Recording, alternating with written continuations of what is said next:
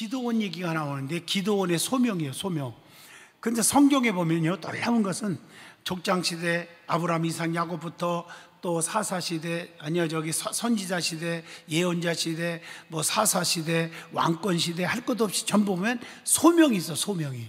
장양희 목사도 하나님이 소명이 있어서 신학을 공부하고 목사가 됐듯이 여러분들도 어떻게 보면 좁은 의미에서 보면 소명, 사명의 사명, 조금 더 쉽게 말하면 비슷한 말씀입니다만 좀 차이는 좀 있어요. 어떻든 간에 그거 해석하려고 하면 밤새워야 되고, 어떻게 사명, 소명이 있어서 여러분들이 주님이 여러분을 불러서 든든한 게 이 자리에 오신 줄로 믿습니다. 아멘 하죠. 근데 놀라운 사실은 성경에 보면은 모든 사명자들이 소명을 가질 때 하나님이 소명을 꼭 줬는데 그 소명의 부르심에 대답할 때 주님이 쓰셨다는 거예요. 모세야 모세야 할 때 내가 여기 있나이다 쓰셨어요. 사무엘아 사무엘아 말씀하옵소서 주의 종이 듣겠나이다.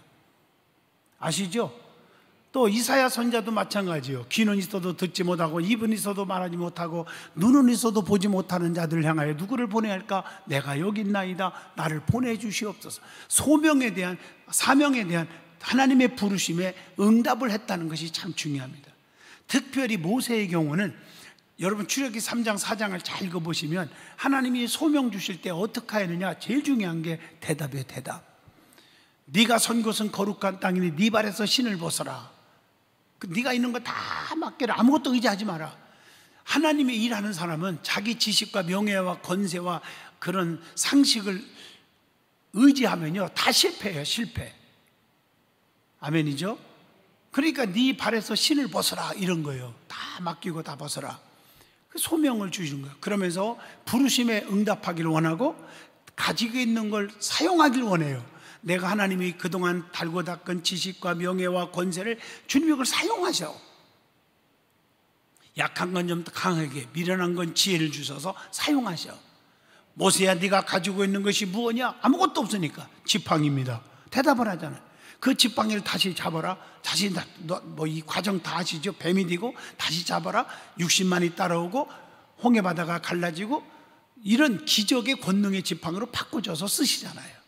어떻든 간에 주님이 부르실 때 하나님이 자기가 누구인지를 확실히 알려주고 소명을 또 주셔요. 누가 보내서 왔느냐고 말하면 내가 뭐라고 말하오리까 하고 모세가 말할 때 하나님 뭐라고 했어? I am who I am. 나는 스스로 있는 하나님이다. 태초부터 있었다. 아브라함에게 역사하시고 이삭에게 역사하시고 야곱에게 역사하신 하나님이 바로 너에게 역사하신다 그 말이에요. 이렇게 성경을 쭉 읽어보면 소명이 중요하고 사명이 중요하고 거기에 대한 우리가 부르심에 대답하는 게 참 중요하고 바른 자세가 너무 중요하다는 거예요. 하나님이 나를 왜 불렀을까? 참 중요한 거예요. 거기에 대한 바른 자세를 가지고 살아야 될 줄로 믿습니다. 자, 오늘은 이 기드온의 소명이요, 모세의 소명 얘기가 아니고, 그래서 이스라엘은 가나안을 진멸한 후에 몇 년 동안 40년 동안이나 태평세대를 누렸습니다.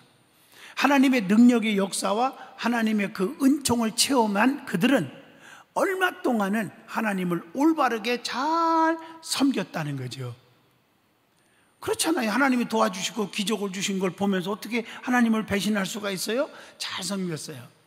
그러다가 얼마 가지 않아서 또다시 하나님 앞에서 악을 향했다고 본문 1절에 나와요. 자꾸 돌아가는 거예요.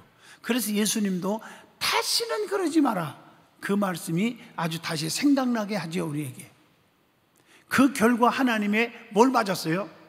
또 다시 죄를 지니까 채찍을 맞아야 했다는 거죠. 그러자 이스라엘 백성들은 하나님께 부르짖었어요. 누누이 사사기 1장부터 나오죠. 과정이 많다고, 또 하나님을 잘못했다고 부르짖었어요. 그 부르짖었고 하나님께서는 이스라엘의 부르짖음을 뭐 하셔서 들으셨다.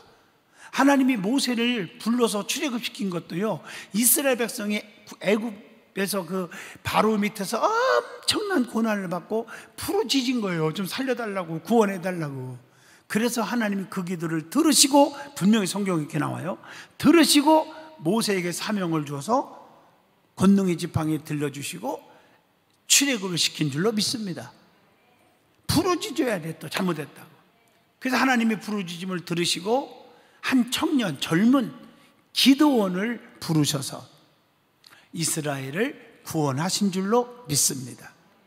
뭐 기드온 하면 여러분 나중에 나오는 얘기지만 아시죠? 기드온의 300명 용사, 뭐 지혜 이런 거, 뭐 하나님 쓰시는 종이죠. 도대체 기드온이 어떤 사람이었기에 하나님께서 기드온을 사용하셨을까 하는 질문이에요. 그 답이 사사기 6장에서 나오는 겁니다.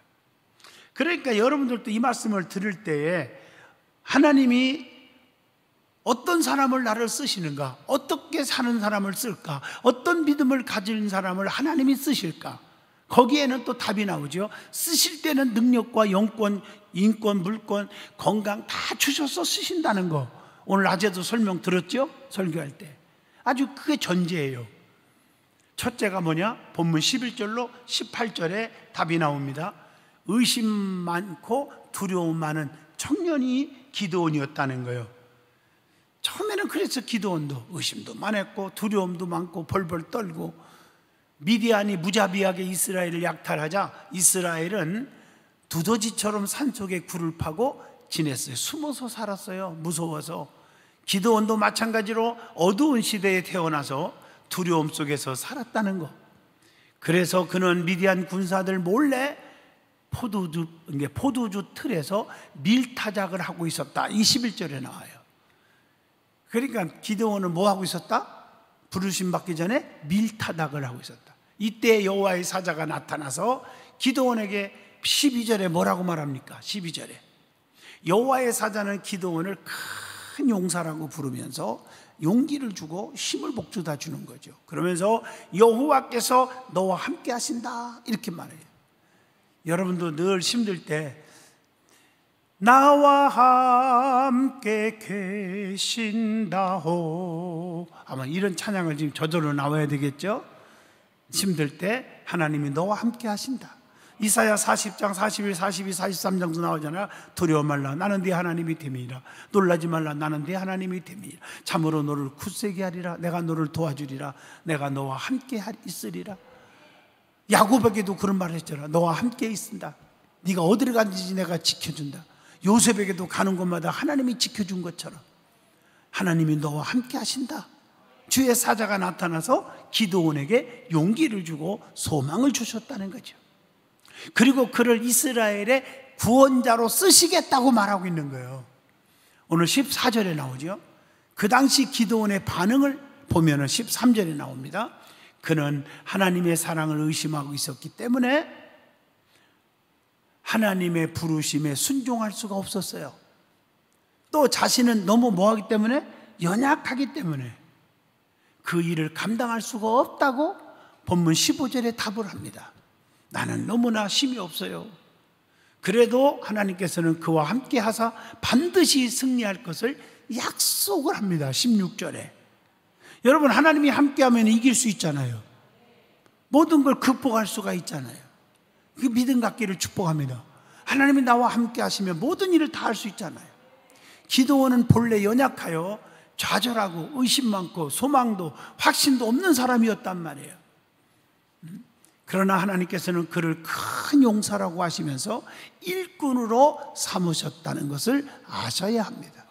맞습니다. 하나님께서 함께 하실 때 큰 용사가 될 수 있고 의심과 두려움에서 벗어나 주의 사자 곧 백성의 구원자가 될 수 있음을 우리가 디모데전서 1장 12절 13절을 통해서도 깨우침을 주고 있다는 것입니다. 질문 하나 던져봅니다. 하나님께서 우리에게도 함께 주시고 힘과 용기를 주심을 여러분은 믿느냐 하는 얘기입니다. 좀 아멘이 현찮아요. 믿습니까? 믿어야 되는 거예요. 안 믿으면 안 돼요. 자, 두 번째입니다. 두 번째, 기드온이 어떤 사람이기에 하나님께서 기드온을 쓰셨을까? 본문 19절로 24절이죠. 하나님을 확신하고자 노력을 했다는 거예요. 노력. 여러분, 제가 얘기하죠. 인간인거로 뭐 피곤하고 뭐 그럴 때 교회 오면 졸리기도 쉬워요. 솔직히 맞잖아요. 목사도요, 솔직히 말해서 어떤 데는 막 찬양이 말이요, 막 1시간씩 하는 분 있어. 강사 세워놓고. 어우, 힘들어. 뭐 얼마나 피곤해요. 그래서 옆에 뒤에 앉아갖고 저는 거예요. 그럼 어떤 때는 이제 찬송 끝나고서는 강사가 올라와야 되는데 그걸 못 올라오고. 사람은 어쩔 수가 없어요. 그런다고 그러면 안 되잖아요. 자주 그런 게 아니라 옛날에 한번 그랬단 말이에요. 그때 어떻게 했냐? 그때 깨달은 거예요. 아, 노력을 해야 되구나. 그래서 안티프라민을 발랐어요. 정신 바짝 들어요. 이해하시겠어요? 노력을 해야 돼, 노력을. 주의 사자가 찾아와서 하나님의 말씀을 전했지만 기드온은 믿을 수가 없었어요. 그래서 기드온은 하나님을 확신하고자 뭘 구합니까? 표징을 구합니다. 17절로 18절. 뭘 구해요? 표징을 구한다. 표징. 할렐루야. 여러분 성경에 보면, 여호수아서에 보면 기생 나아비가 주의 종을 목숨 걸고 선대해주고 지켜줬죠. 감춰줬죠. 아멘 좀 해봐요. 그렇지 않았으면 주의 종 죽었잖아요. 감춰줬잖아요. 들키면 사형이요. 스파이도 감춰줬으니까. 그런데 그때 감춰주고 나서 뭐라고 했어요? 내게 진실한 표를 주세요. 표정을 좀 주세요, 나에게. 그래서 진실한 표 받은 증거로 그러면 내가 너에게 말한다. 붉은 줄을 내걸어서 그 안에 들어라. 하나님이 심판으로 쓸어버릴 텐데 그 안에 들은 자는 살려줄 게다. 그때 그걸로 끝나지 않고 또 하나 얘기하죠.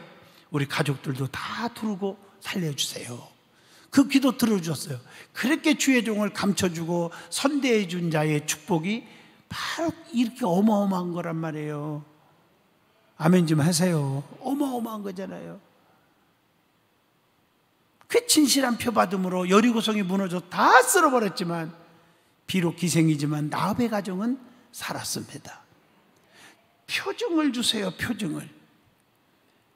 내가 하나님을 사랑하는 거 아시죠? 그럼 하나님도 거꾸로 그래 네가 진짜 나를 사랑하는 표징을 달라. 아브라함도 바로 그거예요. 이삭을 바쳐라. 잡수고 싶어서 드리라고 했습니까? 표징을 보는 거예요. 드리러 가잖아요. 칼을 뿜잖아요. 그것은요 아브라함에게 여호와 일에 또 에베네셀, 또 물질의 거부, 자손의 축복, 복의 근원, 복이라는 복을 다 주셨잖아요. 여러분 하나님 앞에 표징을 보일 수 있습니까? 그리고 자신들이 하나님 살아계심을 표징을 보여주세요. 기적을 보여주세요. 그렇게 할 수 있습니까? 하는 질문을 던져봅니다. 은혜가 되면 아멘 하세요. 기도는 온갖 변명을 다 했지만 하나님께서는 그가 하나님의 뜻을 받아들일 때까지 계속 기다리셨다는 것을 알 수가 있습니다. 우리는 계속 변명하며 하나님의 뜻을 거역하고 있는 일은 혹시 없는지 가슴에 손을 얹고 생각을 해봐야 합니다. 기도원은 집으로 가서 예물을 준비하여 어떻게 했어요? 하나님께 드립니다. 고린도후서 9장 5절 참 중요한 거예요. 예물을 드리는 것은 내가 하나님을 사랑합니다. 하나님 나와 함께 할 줄로 믿습니다. 나 같은 연약한 자, 두렵고 의심하는 거, 하나님 나를 불쌍히 해달라고. 그게 예물로 표현하는 거예요. 이 예물은 당시에 굉장히 귀중한 예물입니다. 당시 이스라엘이 미디안에게 극심한 착취물을 당하였기 때문에 그 드릴 수 있다는 그 자체가 가장 귀한 거예요. 좀 아멘 해봐요. 할렐루야. 이렇게 그는 극한 가난과 위협 속에서도 바위에 예물을 드렸어요. 마가복음 12장 42절로 44절도 기억해 주세요. 이때 본문 21절 보면 어떤 일이 일어났습니까? 자, 예물을 드렸더니, 가장 귀한 것을 드렸더니 하나님의 사자가 예물을 먹는 대신에 불로 사르는 권능을 보여줘요. 그래서 기도원은 인격적으로 하나님을 만납니다. 그리고 하나님을 두려워하고 살아요. 이사야 6장 22절. 오, 하나님은 전능자다. 하나님을 만난 기도원은 평안을 맛보게 되었고, 그리고 23절 24절 보세요. 그걸로 끝났어요? 감사의 제단을 하나님께 쌓았다. 여러분, 감사의 제단이 있기를 축복합니다. 하나님을 만난 이 날이 그의 일생에서 가장 중대한 일이었음을 고백하고 있는 것입니다. 여러분, 가장 귀한 게 뭐예요? 하나님 만나는 거 아니에요? 하나님을 만난 이 날이 그의 일생에서 너무 귀한 날로 평생에 간직하는 거예요. 은혜 받은 날. 할렐루야. 자, 어떤 사람이었기에 기드온이 하나님께서 사용하셨는가? 자, 32절, 25절로 32절까지 세 번째, 우상의 단을 회파하였다. 다시 말합니다. 하나님이 쓰는 사람, 하나님이 응답하는 사람, 하나님의 축복 속에 살고 싶으면 끈끈해짐이 분명해야 돼요. 우상을 다 회파해야 돼요.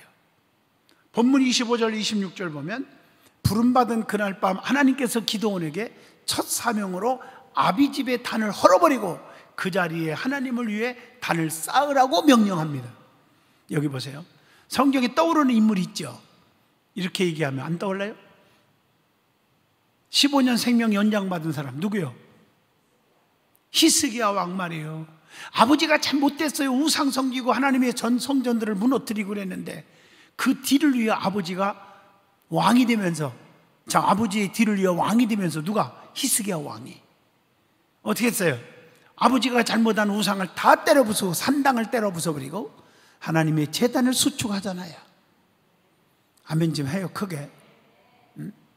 그런 것도 다 이유가 있는 거예요. 그래서 히스기야 왕이 죽게 됐을 때, 부르짖을 때 15년의 생명을 연장받은 줄로 믿습니다. 그냥 하나님이 아무거나 은총을 주는 게 아니잖아요. 오늘 이 사명을 감당하기가 심히 어렵고 두려웠지만, 그러나 그는 두려움을 극복하고 말씀대로 순종했음을 27절을 통해서 알게 됩니다. 그리고 28절, 29절을 보시면 이 때문에 동네에서 큰 소동이 생깁니다. 30절 보면 사람들이 기드온을 죽이려고 합니다. 하나님께서는 기드온의 아버지를 통해 보호해 주셨습니다. 31절이죠. 여기서 기드온은 우상과 싸우는 자, 곧 여룻바알이라는 이름을 얻게 됩니다. 본문 32절. 여룻바알. 민족을 건지는 일은 먼저 가정의 우상부터 회파하는 것이다. 여러분들이 하나님 앞에 쓰임받고 사랑받고 축복받기를 원하십니까? 가정에서부터 우상을 때려 부숴버려야 돼요. 하나님보다 더 좋아하는 모든 것들이 우상입니다. 그것 때문에 하나님 앞에 못 나오는 거예요. 코로나 시대라고도 예배가 두렵고 떨리고 못 오는 거예요. 그거 다 회파해야 하나님의 은총이 임한다고 말씀하고 있는 것입니다. 그리고 이 자리에 하나님께 제단을 쌓는 거, 예배의 신앙이 회복되는 거, 단을 쌓는 믿음이 회복되는 거, 거기서부터 시작하는 거예요. 하나님께 쓰임받기 전 우리 생활 중에 다른 신을 제거해야 합니다. 돈입니까? 권세와 명예입니까? 자식입니까? 이거 헐어야 합니다. 그렇다면 디모데후서 2장 19절로 22절을 기억하면서 우리가 헐어야 할 단과 찍어버려야 할 우상은 무엇인지를 각자가 찾아봐야 합니다. 내가 하나님보다 더 귀하고 하나님보다 더 좋아하는 것들이 무엇이 있는가 조심하시기를 주의 이름으로 축원합니다. 자, 마지막 33절로 40절입니다. 성령의 감동이 되었다. 그래서 하나님이 쓰신 거예요. 기드온을. 아셨죠? 뭐에 감동이 되었어? 성령의 감동. 성령의 은혜를 체험해야 됩니다.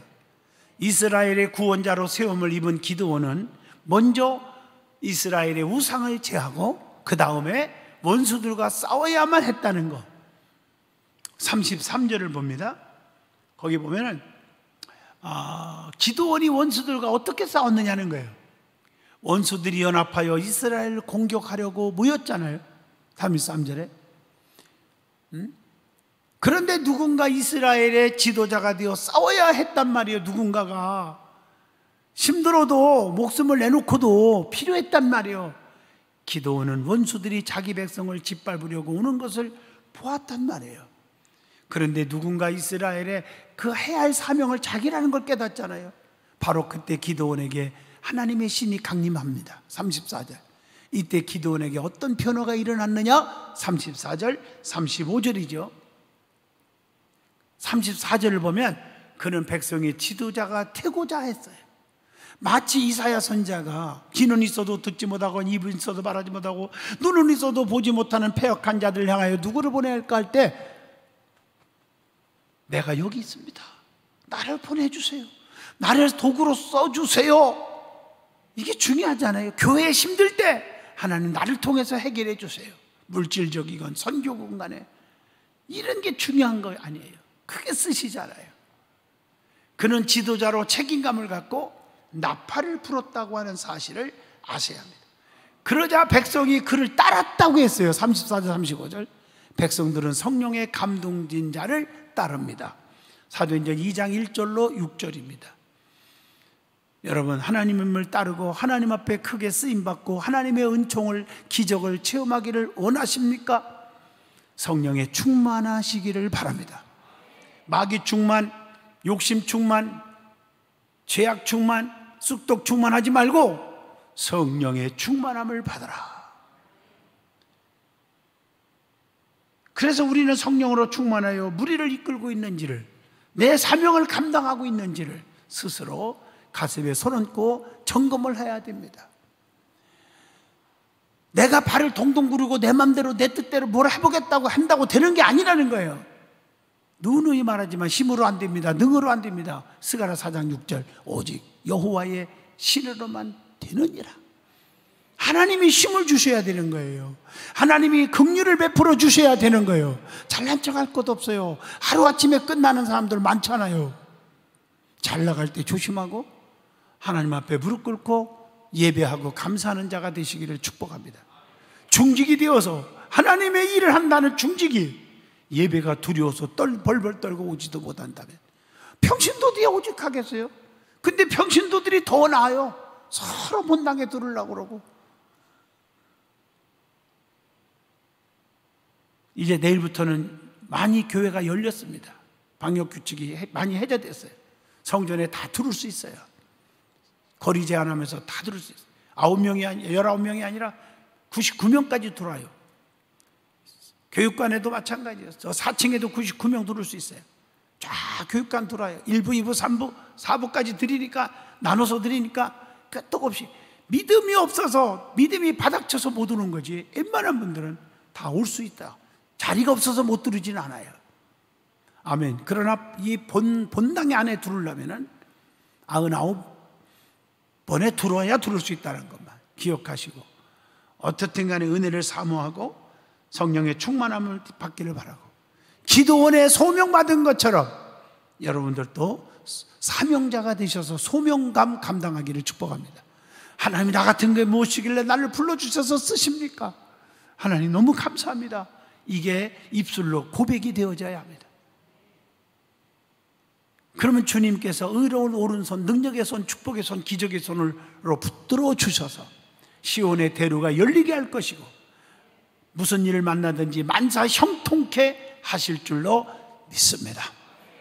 기도합니다. 전능하신 하나님, 오늘 기도원의 소명에 대해서 깨달았습니다. 은혜 주셔서 감사합니다. 성령의 단비를 부어주셔서 감사합니다. 믿음의 능력을 부어주심을 감사합니다. 예수님 이름으로 기도하옵나이다. 아멘.